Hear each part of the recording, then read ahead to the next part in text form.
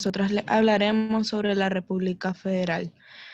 República es el nombre que recibe una forma de organizar el Estado. Federal, por su parte, aquello vinculado al federalismo, es decir, es un sistema que une o asocia estados a través de una confederación.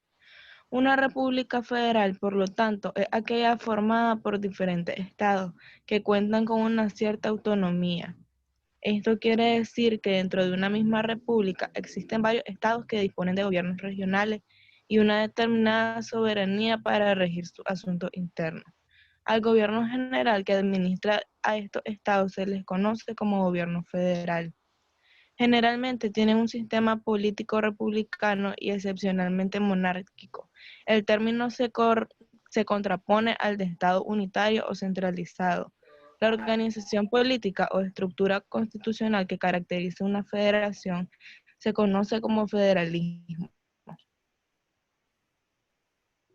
Ventaja. Su primera desventaja es organizacional en cuanto a la efectividad para realizar tareas conjuntas de su gran envergadura.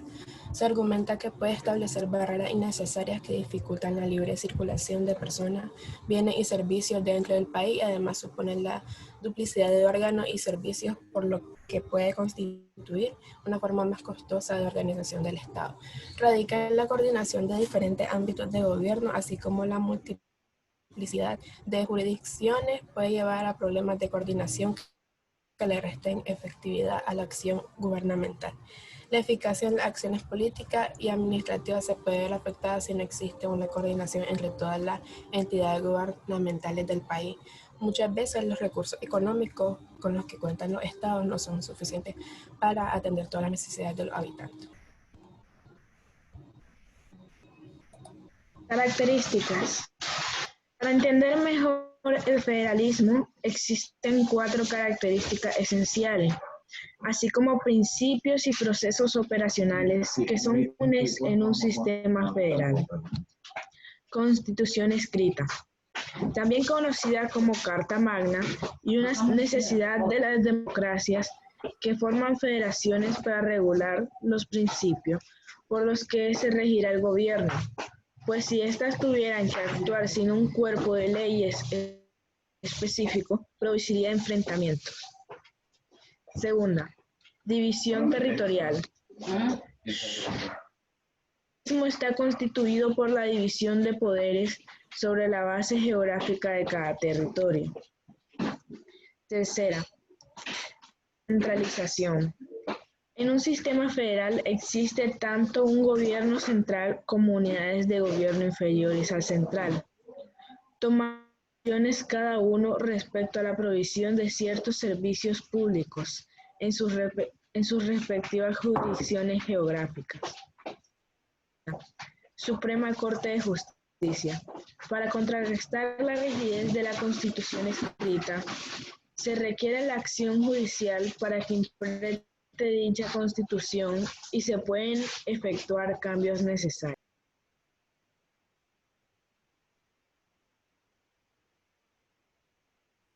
Tipos de federalismo. Federalismo simétrico. Se da cuando hay igualdad de competencias para todos los organismos gobernantes en cada territorio de un país. Esto ocurre, por ejemplo, en los Estados Unidos. Federalismo asimétrico. Se da cuando algunos estados poseen más atribuciones que otros. Un ejemplo de ellos es Quebec, en Canadá, una entidad federal que conserva una lengua oficial diferente a la del resto del país.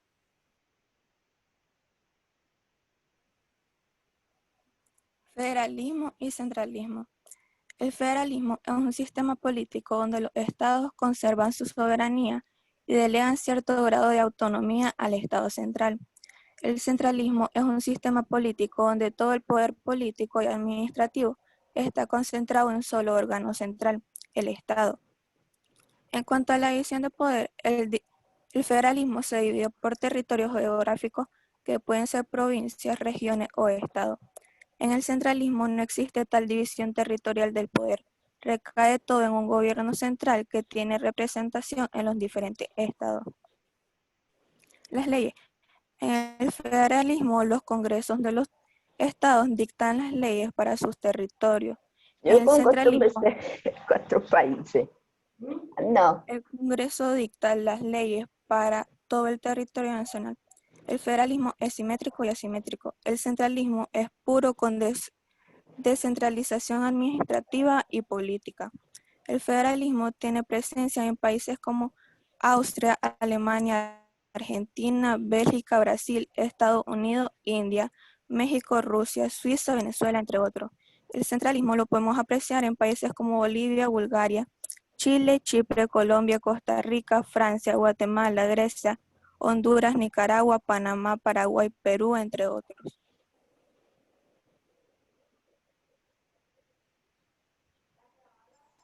Conclusión.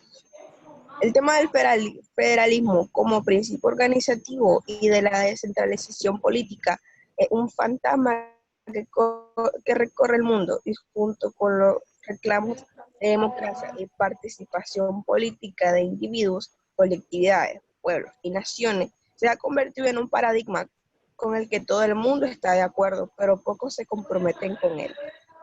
En Europa Oriental y Medio Oriental se ha asumido el federalismo como una vía para evitar el colapso total de sistemas políticos. En Europa Occidental, las experiencias son importantes, pero todavía insuficientes para lograr la convivencia de amplios sectores de la población. El federalismo alemán, con todo su potencial, tiene problemas por la excesiva interdependencia entre los niveles de gobierno, pero no deja de ser el importante el autogobierno municipal vigente, del cual debería aprender el municipalismo mexicano. El federalismo norteamericano, del cual el nuestro ha tomado mucho de su esencia, atraviesa por dificultades que derivan de la Yo no me levanto de balde hoy. El próximo miércoles no me levanto. del Estado y de bienestar, que implica la formación central de políticas públicas, sin tomar en cuenta las entidades de la Unión. El caso de Canadá es similar, aunque ahí la existencia de dos culturas que poco comparten en común favorece la existencia de un federalismo que tiene varios visos de confederal. Gracias. Bien, solo hubo una observación para todos, ¿verdad? Cuando sus compañeros estén hablando, por favor, todos silencien su micrófono, ¿verdad? Para no escuchar ruidos de interferencia. Solo tengo una pregunta para el grupo. ¿Por qué nace la República Federal? ¿Por qué nace este modelo político?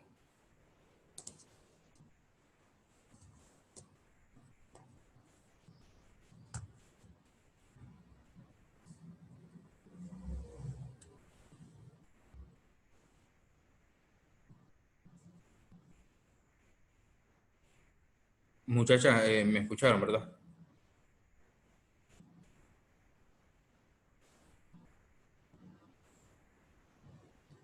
Jóvenes, ¿me escuchan? Sí,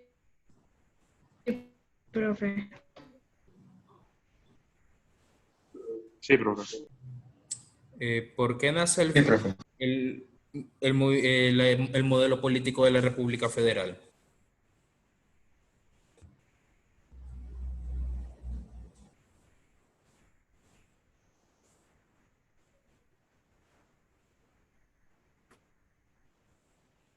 Bueno, yo creo Según tengo que entendido, el federalismo surgió en la guerra de Estados Unidos.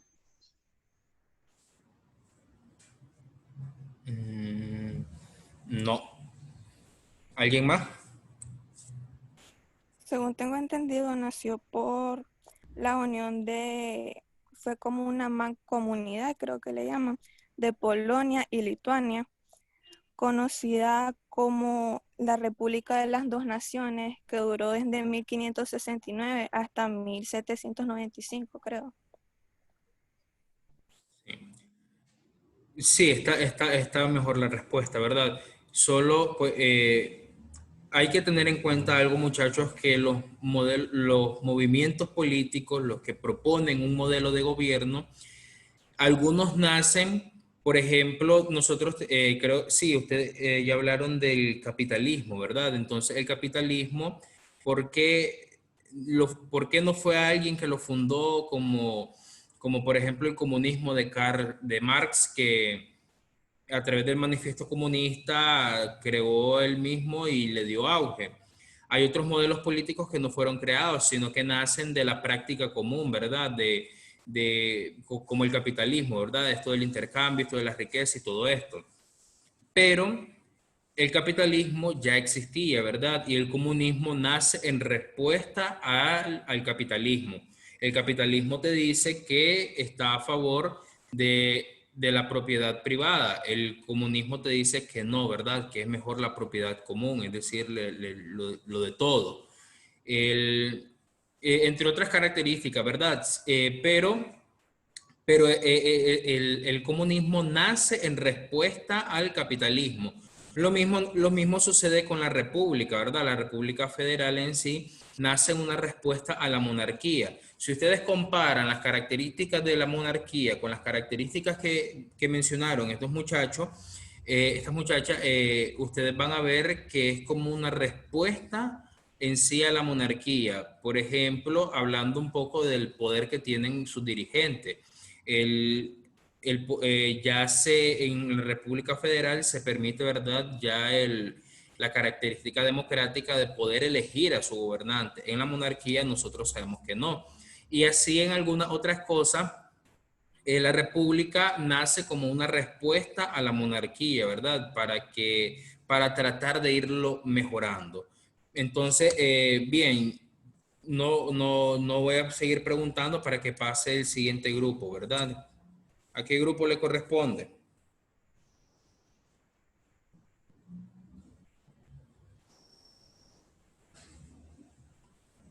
Al mío, profe.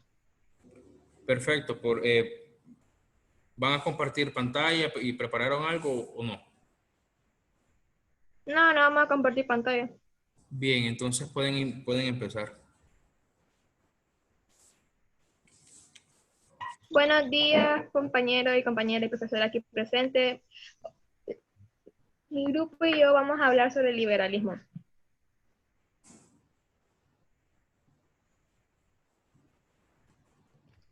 El liberalismo es una filosofía política y moral que defiende la libertad individual, la igualdad ante la ley y a veces una reducción del poder del Estado. Defiende los derechos individuales, fundamentalmente la libertad de expresión y la libertad de prensa, el libre mercado, el secularismo, la igualdad de género y la igualdad racial, el capitalismo, la propiedad privada, la democracia, el Estado de Derecho, la sociedad abierta y el internacionalismo. El liberalismo contemporáneo surgió en la Ilustración y se popularizó rápidamente entre muchos filósofos y economistas europeos, y más tarde en la sociedad en general, especialmente entre la burguesía. Los liberales buscaban eliminar la monarquía absoluta, los títulos nobiliarios, la confesionalidad del Estado y el derecho divino de los reyes y fundar un nuevo sistema político basado en la democracia representativa y el Estado de Derecho.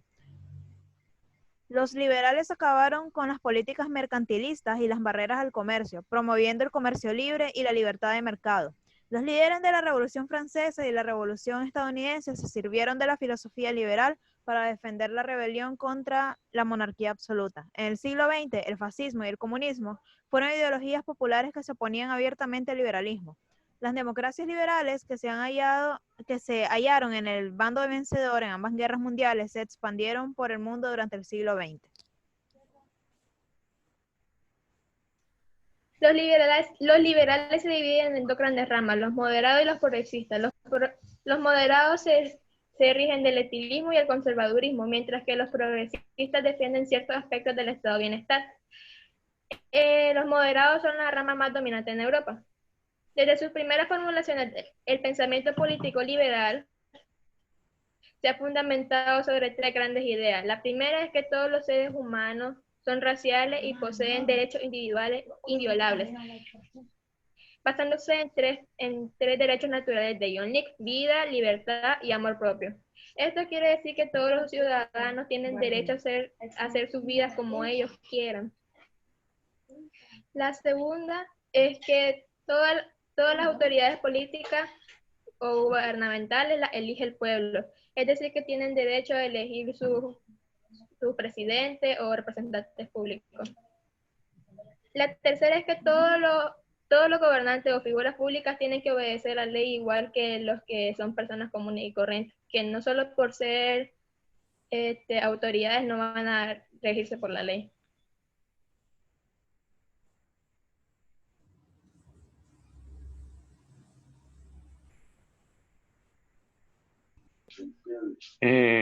Faltó faltó Emily, así que voy a leer su parte.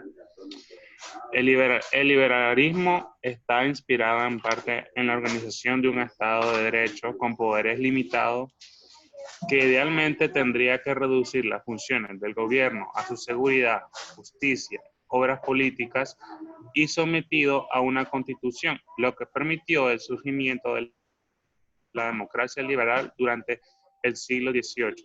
También vigente hoy en muchas naciones actuales, especialmente en la de Occidente. El liberalismo europeo del siglo XX ha hecho mucho hincapié en la libertad económica, abogando por la reducción de las regulaciones económicas públicas y la no intervención del Estado en la economía.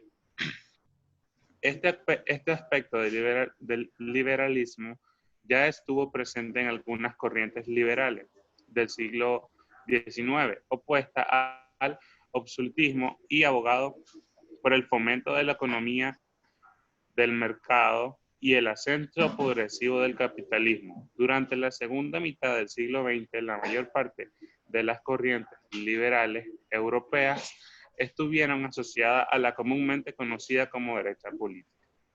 Bueno, las características principales del liberalismo son, tienen la libertad como un derecho inviolable, que se refiere a muchos aspectos, por ejemplo, la libertad de pensamiento, de culto, de expresión, asociación, de prensa, etcétera, cuyo único límite consiste en no afectar la libertad y el derecho de los demás y en, ¿cómo se diría?, en constituir una garantía frente a la intromisión del gobierno en la vida de los demás.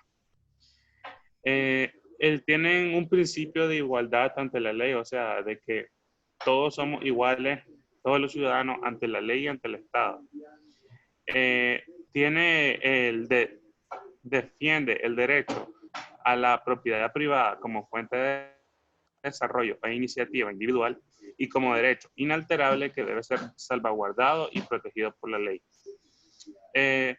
También tiene el establecimiento de códigos civiles, constituciones e instituciones basadas en la división de poderes y en la discusión y solución de los problemas por medio de asamblea y parlamento.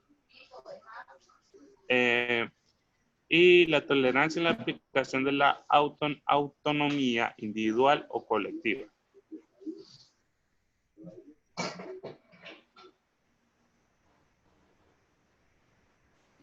Los principales pensadores del liberalismo son Frédéric Bastiat. Francia es actualmente uno de los países más colectivistas de Occidente y su influencia lastra a los demás impidiendo el avance de la libertad. Sin embargo, no siempre fue así. Bastiat fue uno de los padres del liberalismo profundo, autor de la obra maestra, La Ley. Demostró cómo un ordenamiento jurídico justo es esencial para la sociedad libre.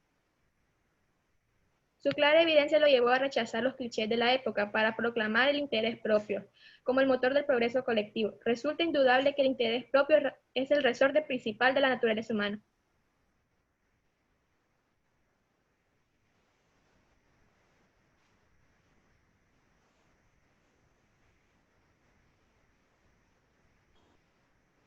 Eso es todo. No, es que estaba en mi casa haciendo ruido. Estoy peleando con mi hermano, lo siento. Ah, ok. Louis von Mises. En 1912 publicó su teoría del dinero y del crédito aplicando los principios de Menger, el dinero y demostrando que la abundancia de dinero en la circulación tiene efectos redistribuidos. En 1922, solo unos años después, la Revolución Rusa demostró que el sistema económico socialista era inviable al carecer de una mecánica autónoma de precios. Aportó argumentos irrefutables a favor de la libertad económica.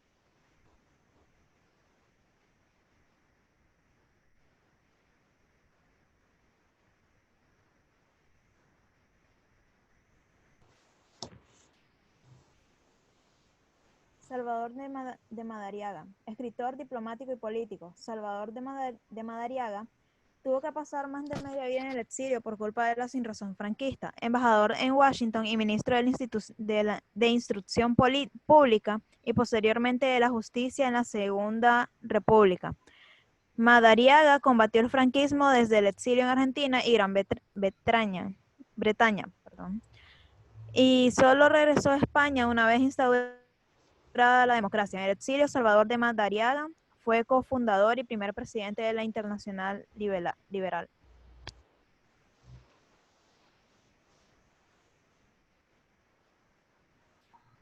Henry Hazlitt, el autor de la economía en una lección de 1946, fue uno de los mayores divulgadores de la economía austriaca en Norteamérica y también mediante traducciones al español y otras lenguas.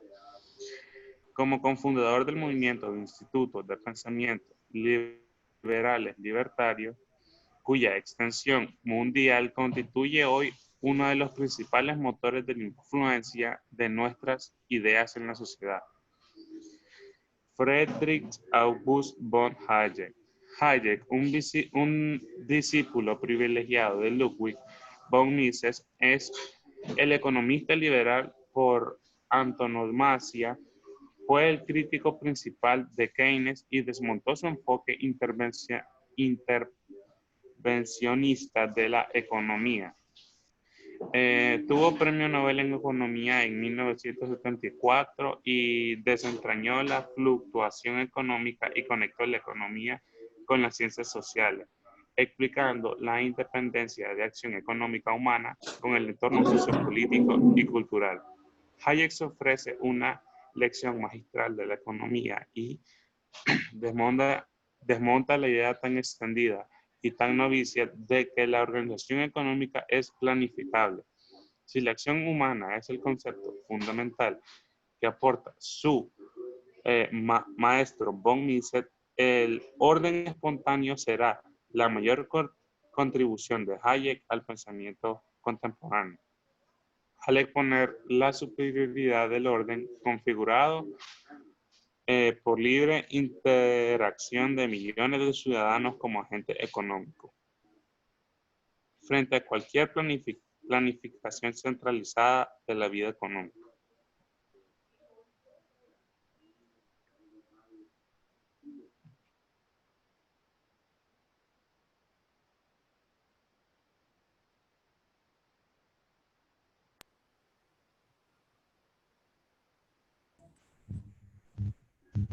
Ayn Rand, la obra de Ayn Rand es una importancia máxima para el moderno pensamiento liberal y libertario. Aunque su visión económica es muy certera y confirma los pasos pensadores de Ludwig von Mises y Friedrich von, es sobre todo el campo de la ética donde Rand realiza una contribución imprescindible a nuestras ideas como fundadora de la corriente objetivista en filosofía. Esta filosofía, tan grande como ignorada por el colectivismo imperante en nuestra sociedad, logró superar siglos de complejos y cientos de clichés de origen tanto religioso como marxiano en contra de la libre persecución del interés propio.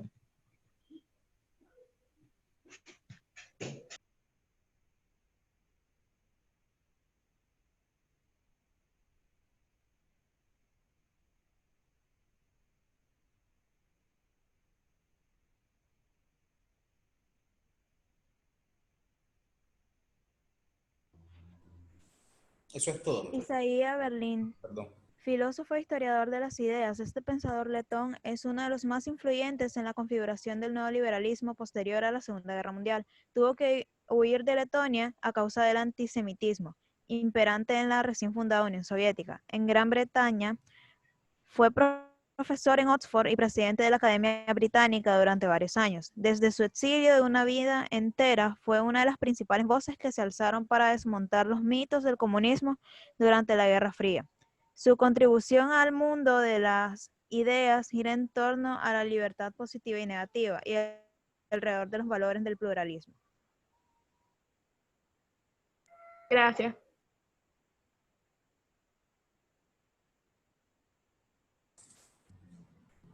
Bien, tengo una pregunta y creo que va a ser muy sencilla para ustedes, ¿verdad? ¿Pueden definirme qué es libertad?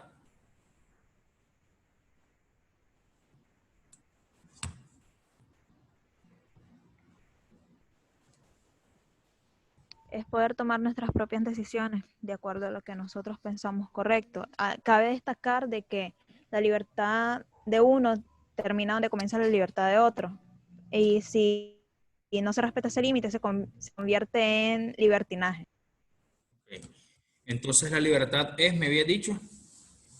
Profe, y también depende de que no solo, o sea, la libertad más bien es como una responsabilidad extra, porque al, al decidir por nosotros mismos, también tenemos que hacernos cargo de nuestros errores y tenemos que responsabilizarnos por ello. Bien, me llama mucho la atención, ¿verdad? Que han coincidido un poco en la respuesta. Si ustedes mismos deducen, ¿verdad? No se necesita ser intelectual para saber que la libertad conlleva a la responsabilidad. Cuando hablamos de liberalismo, muchachos, hablamos de una ideología o de una ideología que nace de la política. Las ideologías no son malas. Las ideologías nacen con un fin bueno, ¿verdad? Y bueno, no sé si eso lo había dicho, pero se vician en el transcurrir de la historia por los intereses personales, ¿verdad? Pero ninguna de las ideologías que han nacido en el transcurrir de la historia ha nacido, ¿verdad?, con un propósito malo. Pero sí, quienes participan de esta se pueden lucrar de esta para, obviamente, pues para tener un beneficio personal, pero ese precio es manchar este tipo de ideología. Las ideologías son buenas, muchachos, cuando nosotros las sabemos mantener de una forma ordenada sobre una mentalidad crítica. Cuando ustedes se encuentren a una persona que no es capaz de criticar lo que esta persona cree, o bueno, no tanto criticar, ¿verdad? Cuando una persona considera que en lo que ella cree no hay errores, ahí es donde está el problema, ¿verdad? Ahí es donde entramos al fanatismo. De hecho, las dos ideologías fanáticas más dañinas en una sociedad son las ideologías políticas y las ideologías religiosas. Creo que eso ustedes ya lo saben. Y esto es por lo mismo, ¿verdad? Porque hablarle a un político, a un religioso de lo que él cree, hablarle no mal, ¿verdad? Pero hacer una crítica de lo que éste cree, puede volverse un poco violenta la discusión. ¿Por qué? Por el mismo fanatismo, ¿verdad? Cuando nosotros llevamos al fanatismo religioso, al fanatismo político, lo que yo creo, entonces el problema ahí es donde yo entro en el mundo de la ignorancia, ¿verdad? Porque no considero los errores que pueden tener dicha ideología a la que yo corresponda. Bien, con esos dos grupos vamos a terminar el día de hoy. Para la próxima, el miércoles, si no me equivoco, pasarían los dos últimos grupos, ¿verdad? Por favor, en cuanto puedan, en cuanto entremos a la clase, pues inicien su exposición para así no perder el tiempo. Y probablemente pues el otro jueves creo que no tendríamos clase, ¿verdad? Ya que solamente quedaría pendiente las dos exposiciones que faltan, y de ahí solo un cuestionario en el modo, ¿verdad? De ahí por lo del acumulado ya lo tenemos completo, ya tenemos los 70 puntos. Bueno, terminando las exposiciones, subo el cuestionario para tener los 70 puntos del acumulado. Y de todos modos, cualquier duda que ustedes tengan, creo que algunos de ustedes tienen mi WhatsApp o pueden preguntarme por Edmodo cómo van. Los únicos, pues, los alumnos que están justificados para faltar a las clases, a los que no se les va a afectar la nota, ¿verdad? A los otros que faltan y no tenemos un reporte del por qué faltan, pues yo no me hago responsable. Y ahorita que vamos a entrar en periodo de proyectos tampoco, ¿verdad? Para que ustedes le avisen a los muchachos que ahorita en el periodo de proyectos yo ya no voy a estar aceptando cartas de justificación para ver qué hacemos con el acumulado. No, para eso teníamos lo que era la mitad de julio y parte de ahorita de agosto, todo agosto y parte de septiembre para que nos pusiéramos, perdón, de acuerdo a ver cómo se hacía. Pero si no hay interés por parte del alumno, pues tampoco va a haber interés por parte del docente. Bien, jóvenes, les agradezco su tiempo. Nos vemos la próxima semana. Sí. Es que, disculpe que le interrumpa, pero Emily amaneció enferma y me dijo hoy en la mañana. Y Raiza, que está en nuestro grupo también, ella no se puede conectar, entonces ella le va a mandar video. Sí, sí, bueno, de Emily no sabía, pero gracias por avisar. Y con Reisa, pues ella también, yo sí sabía que estaba justificada. A esos alumnos que están justificados son a los que, con los que busco otro método, ¿verdad? Para evaluar los 70 puntos. Pero los alumnos que yo me refiero son a los que no asisten a las clases y no se justifican, ¿verdad? Los que sí están justificados no hay ningún problema. Gracias muchachos por su tiempo. Nos vemos la próxima semana. Cuídense mucho, pórtense bien y que Dios les bendiga.